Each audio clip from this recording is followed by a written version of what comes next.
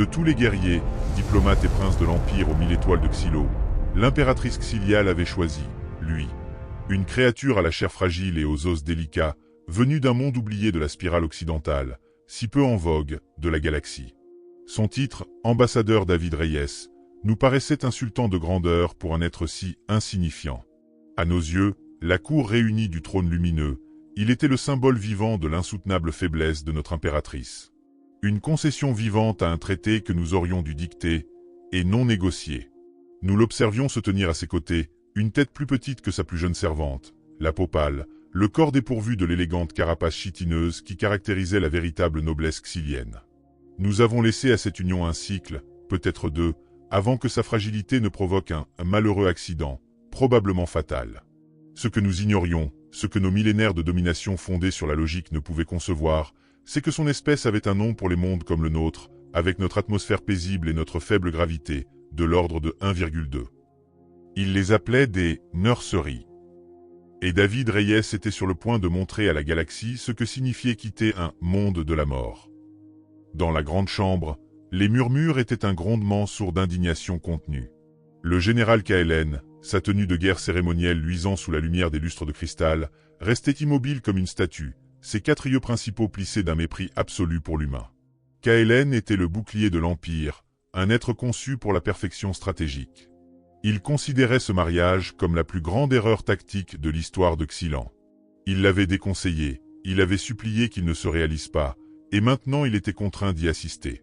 Le traité avec elle, Alliance Terran, était mineur, se limitant à garantir des droits commerciaux dans un secteur que les Xylans auraient pu conquérir sans difficulté. Mais l'impératrice avait insisté sur cette voie. Cette union. Il n'a même pas la force de porter les vêtements de cérémonie, murmura KLN à son aide, Lyra. Il porte des vêtements en fibres végétales transformées. Comme un simple ouvrier. Lyra inclina simplement la tête. La volonté de l'impératrice est un ordre pour l'Empire, général. La volonté de l'impératrice l'a enchaîné à un primitif, rétorqua KLN en claquant des mandibules. Regardez-le. Ses sens sont émoussés et sa posture est trop ouverte. Un souffle de vent pourrait le briser. Quelle valeur pourrait-il bien avoir? Un tremblement secoua la grande chambre. Non pas d'en bas, mais de astérisque toutes les directions astérisques. Les lustres de cristal oscillèrent violemment, leurs voix s'entrechoquant. Un bourdonnement profond et strident parcourut l'air, une fréquence comparable à du papier de verre sur le système nerveux xylan. Les sirènes d'alerte rouge, silencieuses depuis des siècles, se mirent à hurler. Sur l'immense écran holographique derrière le trône, les cartes stellaires sereines disparurent, remplacées par le sceau acéré et terrifiant du domaine Qatar. Ils étaient attaqués. La flotte, la cour, l'Empire tous furent pris au dépourvu. L'ère de paix xylane venait de s'achever.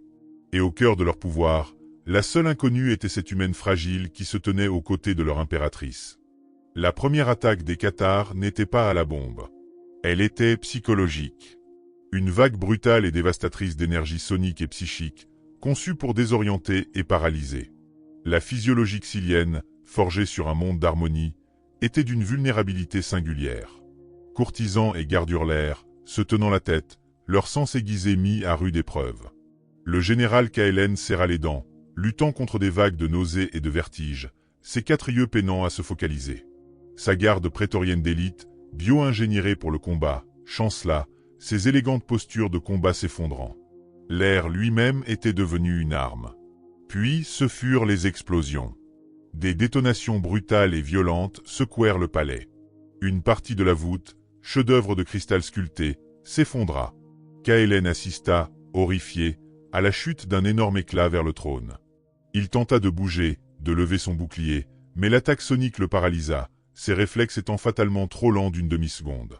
Mais quelqu'un d'autre bougeait. L'ambassadeur Reyes, David, n'avait pas bronché. Il n'avait même pas tressailli. Tandis que la cour de Xylia se tordait de douleur, l'humain semblait simplement agacé. Comme un homme importuné par une mouche au loin. Les fréquences psychiques n'étaient pas perceptibles par son système neurologique, primitif, et le bourdonnement sonore, bien que strident, était insignifiant comparé au bruit de l'industrie lourde de sa planète natale ou à un concert de rock. Au moment où le cristal tomba, il se déplaça à une vitesse incroyable. Il ne tenta pas de l'arrêter. Il saisit simplement l'impératrice Xilia par le bras, sa poigne d'une fermeté surprenante, et la tira sur le côté, la faisant tomber à la renverse. Ils dégringolèrent derrière le trône juste au moment où la lance de cristal de plusieurs tonnes transperça l'endroit où elle se tenait, brisant l'antique estrade.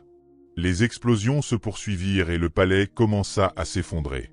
Kaelen, enfin remis de l'attaque, ne vit que chaos. Ses gardes peinaient à former un périmètre, leurs mouvements maladroits. Et au milieu de ce chaos se trouvait l'humain.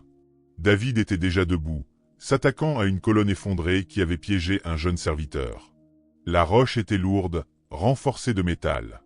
Il aurait fallu 2 robustes gardes xylaniens munis d'outils pour la déplacer. David se prépara à l'effort et, dans un rugissement guttural plus animal que sensible, il se souleva. Les muscles de son dos et de ses bras, dissimulés sous son simple costume, se contractèrent en d'épais cordons de puissance. Mécaniquement parlant, il n'était pas plus fort qu'un guerrier xylan. Il était plus dense. Sa biologie avait été forgée dans le creuset de gravité extrême d'un monde mortel. Chaque cellule de son corps était conçue pour résister à une traction constante et impitoyable. Ici, sur Xylo, il était un ressort sous tension. Il repoussa la colonne, libérant ainsi le préposé, et se dirigea aussitôt vers le groupe de survivants suivants. Pendant des heures, tandis que le siège faisait rage, David se transforma en une véritable opération de sauvetage à lui seul. Il dégagea les décombres, transporta les blessés et organisa les courtisans paniqués en une position défensive. Le général Kaelen observait la scène, son esprit stratégique incapable de comprendre ce qu'il voyait. Ses propres guerriers d'élite étaient déjà épuisés, l'attaque psychique ayant anéanti leurs réserves. Mais l'humain, il ne s'arrêta pas. Il ne semblait même pas halter. Son visage était sombre, couvert de poussière, mais ses yeux étaient clairs et concentrés. Il avançait avec une persévérance implacable que Kaelen n'avait jamais vue. Ce n'était pas la puissance explosive d'un champion, c'était quelque chose de bien plus terrifiant. C'était l'endurance d'une créature faite pour simplement survivre à son environnement. L'impératrice n'avait pas choisi une poupée fragile. Elle avait choisi un être de granit et d'une volonté inflexible. C'était la première raison choquante. Un guerrier xylan combattait jusqu'à épuisement. Un humain, semblait-il, combattait jusqu'à ce que sa mission soit accomplie. Frustrés, les Cathares envoyèrent leurs assassins d'élite, les silencieux. Ils se faufilèrent dans l'ombre du palais en ruine, dissimulés sous des capes et silencieux, avec pour seul objectif de tuer l'impératrice. Les prétoriens de Kaelen formèrent un cercle serré autour de Xilia, armés de glaives à plasma et de boucliers énergétiques, le summum de la technologie de combat xylane. Ils étaient prêts pour un duel honorable. Ils n'étaient pas prêts pour les silencieux. 3 formes scintillantes se matérialisèrent à l'intérieur du périmètre. Les lames d'un silencieux glissèrent devant le bouclier d'un garde comme s'il n'existait pas, le neutralisant instantanément. Un autre esquiva un balayage plasma et tira une volée de fléchettes cinétiques, trouvant les failles dans l'armure d'un garde. C'était brutal, efficace et totalement déshonorant. Kaelen rugit et engagea le combat avec l'un des assassins, mais 2 autres se rapprochaient de l'impératrice. David perçut la menace avant tout le monde. Il ne les suivait pas du regard, il utilisait un réflexe plus primitif. Il vit la poussière se soulever sur le sol et entendit le léger frottement d'une botte qui traînait. L'un des silencieux se dévoila juste derrière l'impératrice, sa lame dentelée levée pour porter le coup fatal. Lyra poussa un cri d'avertissement, mais il était trop tard. Ou du moins, ça aurait dû l'être. David se mit en mouvement. Il ne tenait pas une arme à plasma, mais une lance ornementale qu'il avait arrachée d'un support mural. Fabriquée en alliage épais, elle rendait hommage aux ancêtres primitifs des Xylans. Pour la cour, c'était une œuvre d'art. Pour David, c'était un bâton parfaitement équilibré. Il ne tenta pas de parer la lame high-tech de l'assassin. Il se baissa et, d'un coup de pommeau, s'abattit sur la jambe avant de l'assaillant dans un craquement sinistre d'os et de métal. Le silencieux, conçu pour la vitesse et non pour absorber une force cinétique brute, s'effondra dans un cri étouffé.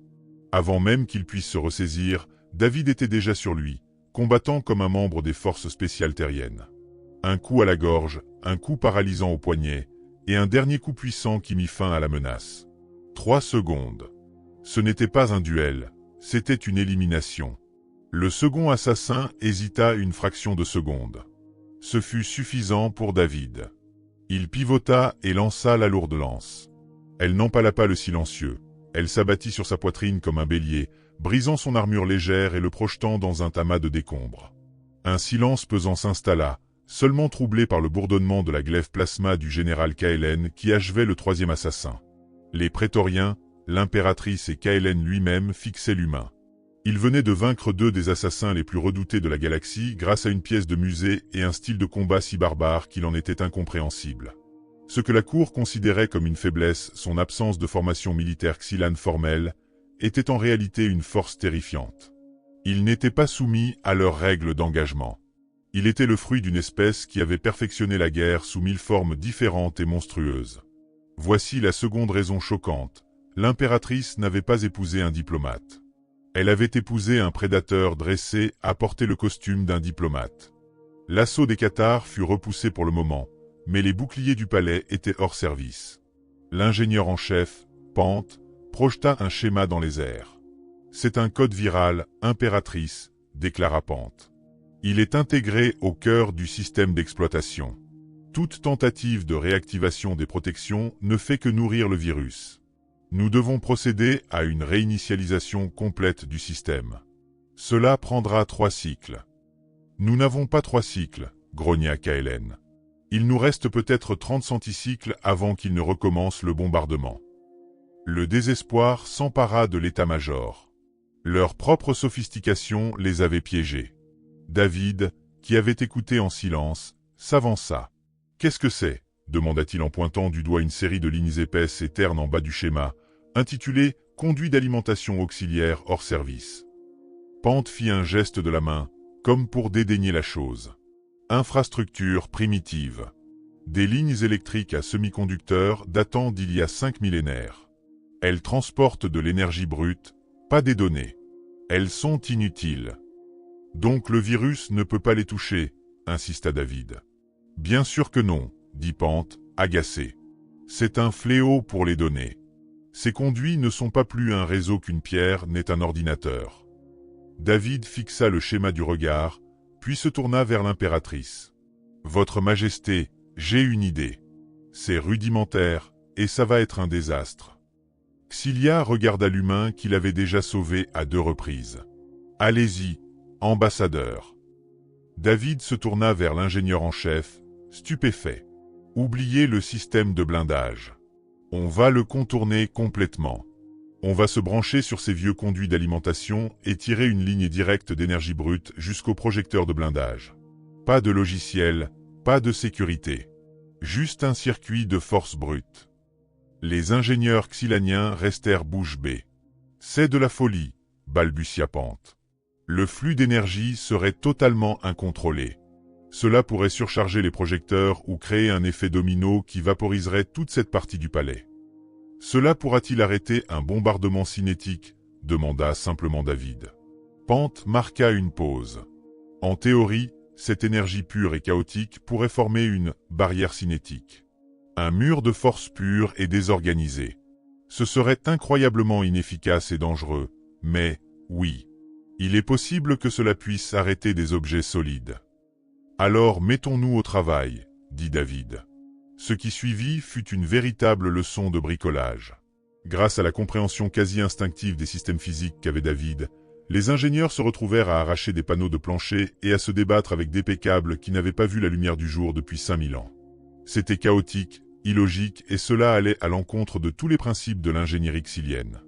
Au moment même où la flotte Cathare lançait son second bombardement, David enclencha brutalement le dernier connecteur de fortune.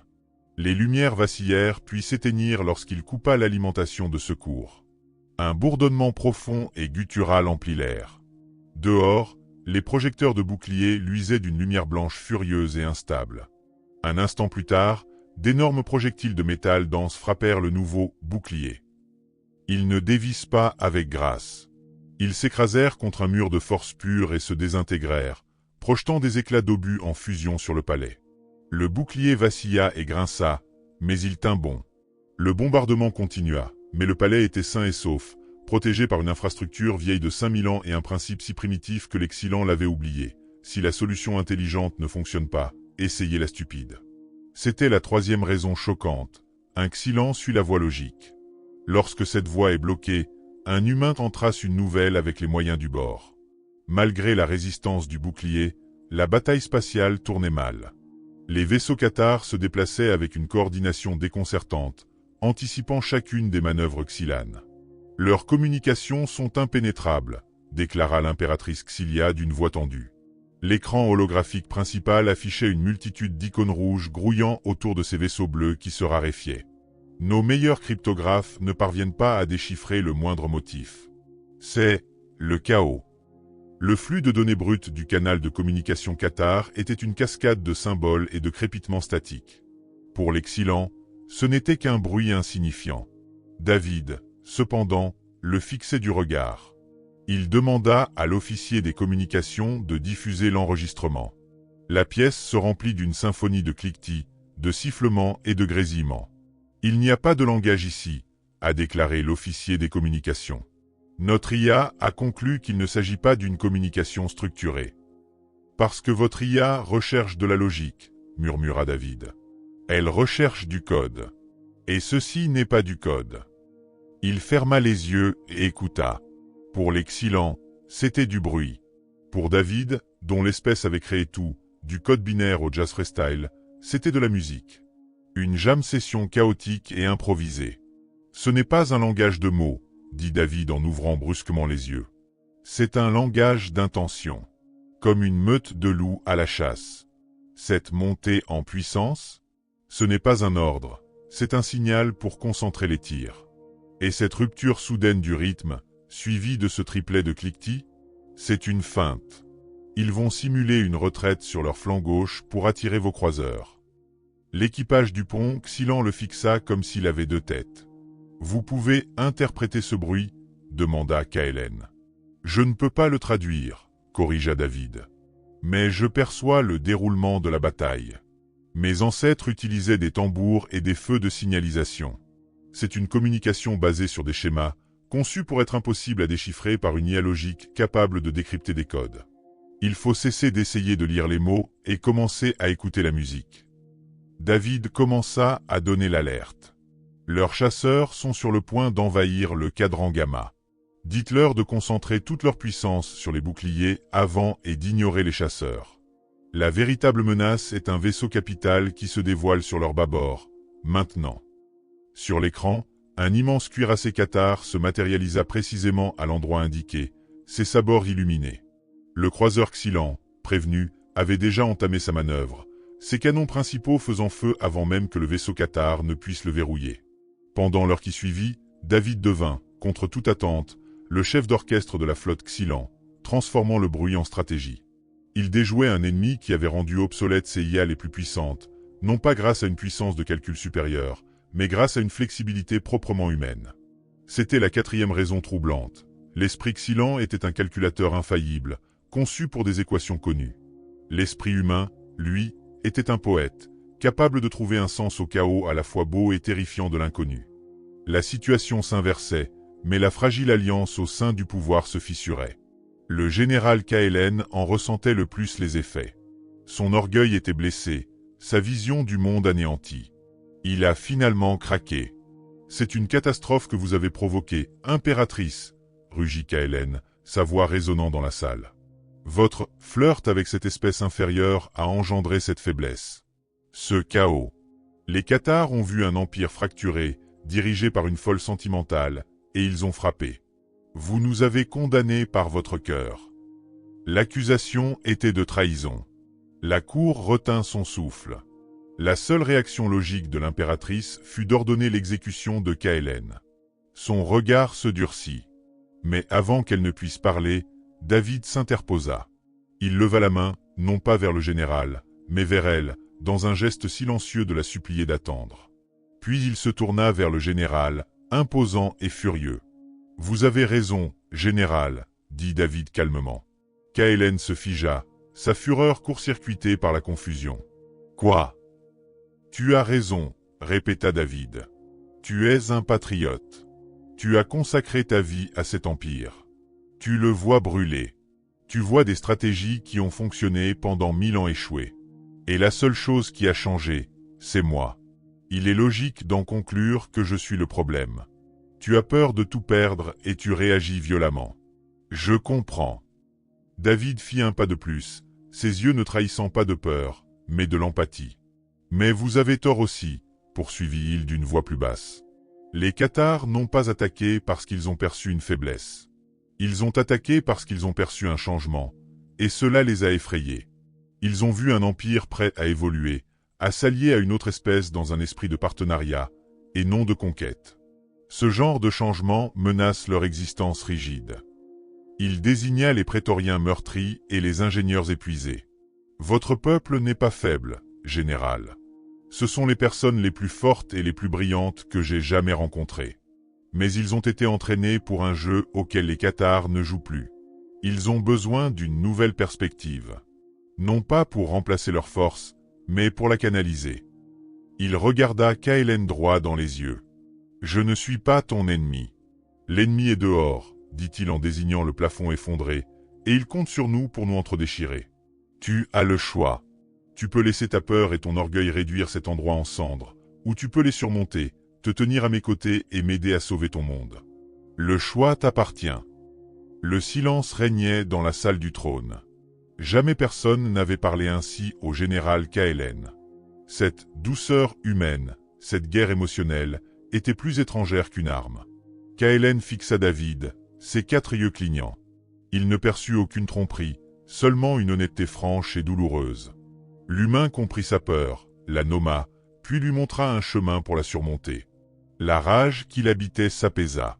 Lentement, le grand général de l'Empire Xylan s'agenouilla et inclina la tête devant le fragile humain. « Ma vie et mon épée sont entre vos mains, ambassadeur, » dit Kaelen, la voix chargée d'une émotion nouvelle. « Dites-moi comment combattre. » Voici la 5e raison choquante.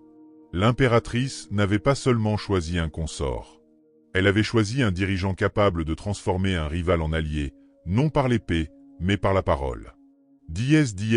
Raison 6, optimisme défiant. L'impasse était synonyme d'agonie. Toutes les projections logiques, tous les calculs informatiques de guerre, aboutissaient à la même conclusion, 98,7% de chances d'anéantissement. La défaite était inévitable. Le désespoir, froid et absolu, s'abattit finalement sur la salle du trône. L'impératrice Xylia, affalée devant le dispositif tactique, murmura « C'est logiquement impossible à gagner ». David s'approcha d'elle. Il ne regarda pas la carte, mais elle. « Alors nous nous battrons de façon illogique. »« Il n'y a plus rien à combattre, David, » dit-elle, les yeux ternes. « Il n'y a plus d'espoir. »« L'espoir n'est pas une ressource, Xylia, » dit-il doucement. « C'est un choix. C'est la dernière arme qui te reste quand toutes les autres ont échoué. » Il prit sa main. « Laisse-moi te raconter une histoire de mon monde. Une minuscule nation insulaire, envahie par le plus grand empire que le monde ait jamais connu. Une armée si immense qu'elle asséchait les rivières. Toute personne sensée disait que résister était inutile. Se rendre était la seule option raisonnable. « Et se sont-ils rendus ?» demanda Xylia, une lueur d'espoir dans les yeux. « Leur chef est parti devant son peuple, » dit David, la voix empreinte d'histoire ancienne. Il ne leur a promis que sang, labeur, larmes et sueur. Il leur a dit qu'il se battrait sur les plages, sur les terrains de débarquement, dans les champs et dans les rues. Il leur a dit qu'il ne se rendrait jamais. Il a choisi la résistance alors que la logique exigeait le désespoir. C'est une histoire inspirante, David, dit Xylia d'un ton las. Mais ce n'est qu'une histoire. Non, insista-t-il en resserrant sa prise. C'est un plan. Les Cathares s'attendent à ce que vous soyez logique. Ils s'attendent à ce que vous regardiez les chiffres et que vous abandonniez. Notre arme la plus puissante, à l'heure actuelle, est notre refus absolu et irrationnel de perdre. Votre peuple ne regarde pas la carte, il vous regarde. Si vous choisissez l'espoir, ils en feront autant. Il avait raison. Il ne faisait pas de fausses promesses, il offrait un choix. Elle se dirigea d'un pas décidé vers le poste de communication principal. « Ouvrez un canal », ordonna-t-elle d'une voix plus assurée. « Pour tout le système. Sans chiffrement. » Son image s'anima sur les écrans du monde entier. Elle paraissait lasse, ses vêtements royaux déchirés, mais ses yeux brûlaient. « Peuple de Xylo, commença-t-elle. La logique nous dit que notre combat est terminé. Mais ce n'est pas la logique qui a bâti notre empire. C'est l'esprit. Nous sommes les enfants d'explorateurs et de rêveurs, pas de calculateurs. L'ennemi s'attend à ce que nous désespérions. Il s'attend à ce que nous capitulions. Je dis qu'il faut leur apprendre ce que signifie la résistance. À tous les vaisseaux capables de voler, à tous les pilotes capables de respirer, mineurs, cargos, yachts privés, je ne vous ordonne pas de combattre. Je vous demande de vous joindre à moi pour montrer à cette galaxie que l'esprit de Xilo est indomptable. Nous les combattrons dans les ceintures d'astéroïdes, sur les hautes orbites, et même dans les rues de notre monde s'il le faut. Nous ne capitulerons jamais. L'effet fut instantané. Une vague de pure et obstinée révolte déferla sur le système. Une flotte citoyenne, de vaisseaux miniers, de courriers et de transports commença à se former. Ils étaient surclassés en puissance de feu et en capacité, mais animés d'un espoir ardent et irrationnel. C'était la 6e raison troublante. Un empire xylan fonctionnait selon la logique, mais l'esprit humain se nourrissait d'espoir, et dans la nuit la plus sombre, l'espoir est la seule étoile qui guide. La bataille finale fut un véritable maelstrom. La flotte citoyenne se jeta sur les lignes ordonnées des cathares avec les manœuvres imprévisibles de ceux qui n'avaient plus rien à perdre. Les mineurs utilisèrent des rayons tracteurs pour projeter des astéroïdes. Les vaisseaux de transport effectuèrent des missions suicides pour attirer les tirs ennemis. C'était un carnage. C'était le chaos. Et ça fonctionnait. Le vaisseau amiral Cathar lança un défi direct. Le visage du suzerain Cathar, un être d'une perfection glaciale, apparut à l'écran. « Votre résistance est pitoyable, impératrice Xilia, ricana le suzerain. Votre dynastie est faible, votre lignée ténue. Cette union misérable avec un être inférieur est la preuve ultime du déclin de votre empire. Vous avez souillé votre société parfaite par vos émotions. Vous ne laisserez en héritage que poussière. » Xilia se tenait droite, mais c'est David qui s'est approché d'elle. Il ne dit rien. Il prit simplement sa main, entrelaçant ses doigts aux siens. Et à cet instant, en observant leurs mains jointes, Xilia comprit enfin la dernière et la plus importante raison. Son empire était parfait, logique, ordonné et fragile. Dans sa quête de perfection, il avait éliminé ce qui permet à une espèce de survivre, l'adaptabilité, l'imprévisibilité et l'étincelle chaotique et imparfaite de la vie elle-même. Sa lignée s'était enlisée. Le suzerain pensait se moquer d'elle au sujet des héritages et des descendants, mais il révélait la vérité la plus profonde. David, l'humanité, incarnait la fertilité de l'esprit. Sa nature passionnée et irrationnelle était l'apport génétique et culturel dont son empire avait désespérément besoin pour enrayer sa lente marche vers une extinction stérile. Un héritier hybride issu de leur union serait un mélange de philosophie, la logique xylane tempérée par la ténacité humaine, une endurance inébranlable alliée à un optimisme farouche. Il ne s'agissait pas d'un mariage politique, c'était un acte de désespoir évolutif. Notre héritage, déclara l'impératrice Xilia d'une voix empreinte d'une certitude absolue tout en serrant la main de David, ne fait que commencer. Elle coupa la communication. Face à un ennemi qui refusait de céder, qui refusait toute logique, les Cathars firent la seule chose logique qui leur restait, ils battirent en retraite. Après les événements, le calme revint dans la grande chambre. Le général Kaelen s'approcha du trône et fit une profonde révérence solennelle. Il salua d'abord l'impératrice, puis se tourna vers David Reyes et lui adressa la même révérence respectueuse. « Votre Majesté » commença Kaelen d'une voix rauque. « Nous n'avons pas compris. Nous avons vu une créature fragile et l'avons jugée selon nos propres critères. Nous nous sommes trompés. Sa fragilité masque une force que notre empire n'a jamais connue. » L'impératrice Xilia révéla enfin la vérité. Je savais de quoi son espèce était capable. Nos éclaireurs ont étudié l'humanité pendant des décennies, en secret. Nous avons vu une espèce qui a lutté pour accéder à la conscience sur un monde qui cherchait à l'anéantir chaque jour.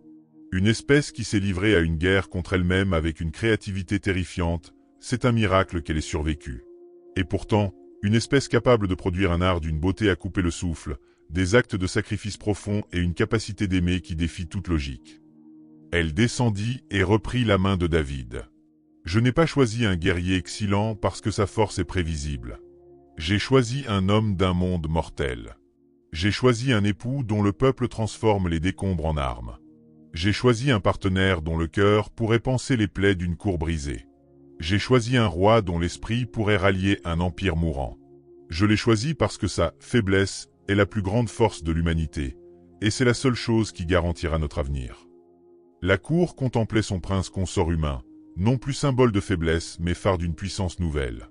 Il n'était pas seulement l'époux de l'impératrice. Il était leur salut. Et l'Empire aux 1000 étoiles, pour la première fois de sa longue histoire, voyait en un être humain fragile et vulnérable l'espoir de sa survie. Si cette histoire vous a plu, n'hésitez pas à la liker, à laisser un commentaire et à vous abonner pour découvrir d'autres récits extraordinaires venus des 4 coins de la galaxie. De nouvelles histoires sont publiées chaque semaine. Ne manquez pas la suite.